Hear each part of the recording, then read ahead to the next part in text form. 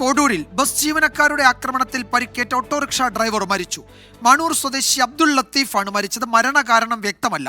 Autorickshaw ഡ്രൈവറെ മർദ്ദിച്ച 3 പേരെ പോലീസ് കസ്റ്റഡിയിലെടുത്തിട്ടുണ്ട്. വിപിൻ സി വിജയൻ വിവരങ്ങൾ നൽകും. മലപ്പുറത്തുനിന്ന് വിപിൻ, ഇത് എപ്പോഴായിരുന്നു ഈ മർദ്ദനം? ഇന്നലെ സമാനമായ സംഭവം താനൂരാണ് എന്നെനിക്ക് തോന്നുന്നു, അവിടെയും ഉണ്ടായിരുന്നു. ഇന്നിവിടെ കോഡൂരിൽ ഇത്തരമൊരു ആക്രമണം ഉണ്ടാകുന്നു. ഈ ഓട്ടോ ഡ്രൈവറെ പിന്തുടർന്നെത്തിയ ബസ് ജീവനക്കാർ മർദ്ദിച്ചു എന്ന് ദൃക്സാക്ഷികൾ പറഞ്ഞുവെന്നാണ് നേരത്തെ വിപിൻ തന്നെ റിപ്പോർട്ട് ചെയ്തത്.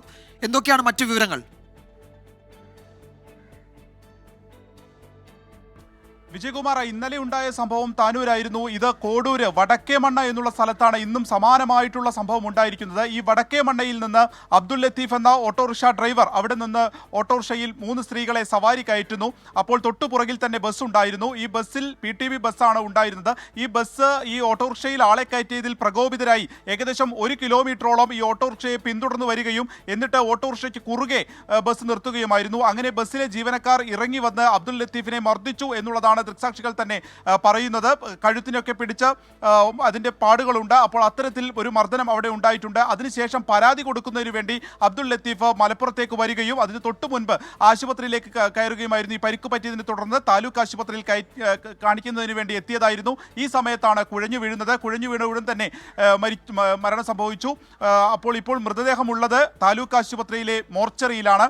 ഈ ബസ്സുകാരിലെ 3 പേരെയാണ് ഇപ്പോൾ മലപ്പുറം പോലീസ് കസ്റ്റഡിയിലെടുത്തിരിക്കുന്നത്. ഈ അബ്ദുൾ ലത്തീഫിന്റെ ജ്യേഷ്ഠൻ പോലീസിലെത്തി പരാതി കൊടുത്തിരിക്കുന്നു. ഇതിന്റെ അടിസ്ഥാനത്തിലാണ് മഞ്ചേരി തിരൂർ റൂട്ടിലോടുന്ന ബസ്സിലെ 3 ജീവനക്കാർ ഇപ്പോൾ പോലീസിന്റെ കസ്റ്റഡിയിലുള്ളത്. വലിയ പ്രതിഷേധമാണ് ഓട്ടോറിക്ഷ ജീവനക്കാരുടെ ഭാഗത്തു നിന്നൊക്കെ ഇപ്പോൾ ഉയരുകയും ചെയ്യുന്നത്.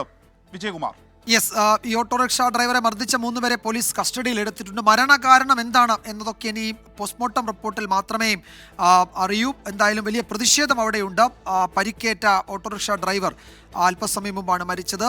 മാണൂർ സ്വദേശി അബ്ദുൾ ലത്തീഫ് ആയിരുന്നു ബസ് ജീവനക്കാരുടെ മർദ്ദനമേറ്റതിന് പിന്നാലെ ആശുപത്രിയിലേക്ക് കൊണ്ടുപോകും വഴി മരിച്ചത്. ഇന്നലെ ഈ നിലയിൽ താനൂരിലാണൊരു സംഭവം ഉണ്ടായത്. അവിടെ ഓട്ടോറിക്ഷ ഡ്രൈവറെ അദ്ദേഹത്തിൻ്റെ ഭാര്യയുടെ മുന്നിലിട്ടാണ് ഈ ബസ് ജീവനക്കാർ മർദ്ദിച്ചത്. അതും വലിയ വാർത്തയാവുകയും ചർച്ചയാവുകയും ഒക്കെ ചെയ്തതാണ്. സമാന സംഭവമാണ് ഇവിടെ ഇപ്പോൾ കോഡൂരിൽ ആവർത്തിച്ചിരിക്കുന്നത്. വിപിൻ സി വിജയനാണ് വിശദാംശങ്ങൾ നൽകുന്നത്.